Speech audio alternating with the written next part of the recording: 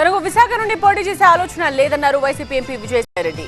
పార్టీని గెలిపించడమే తన ముందున్న లక్ష్యమన్నారు. కార్యకర్తలకు ప్రజలకు అందుబాటులో ఉంటానన్నారు విజయసాయి.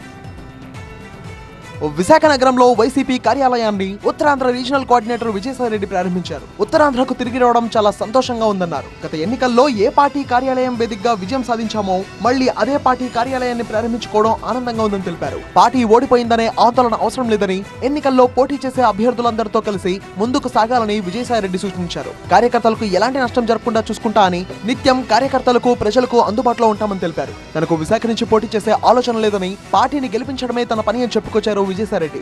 2027 ఎన్నికలకు మనం అందరం కూడా సిద్ధంగా ఉండాలి అన్నటువంటి విషయాన్ని నేను మీ అందరికీ కూడా తెలియజేసుకుంటా ఉన్నా. తప్పకుండా తిరిగి మనం 2027 ఎన్నికల్లో మనం విజయం సాధిస్తామని నేను తెలియజేసుకుంటా ఉన్నా. వైసీపీ చేసే పోరాటాలకు ప్రజల నుంచి విశేషమైన స్పందన లభించిందన్నారు ఎమ్మెల్సీ బొత్స సత్యనారాయణ. 27వ తేదీన కరెంట్ ఛార్జీల పెంపుపై నిరసన కార్యక్రమం చేపట్టబోతున్నట్టు తెలిపారు. కూటమి ప్రజలతో సంబంధం లేకుండా పోయిందన్నారు. వైసీపీ కార్యకర్తలకు అండగా ఉంటామన్నారు.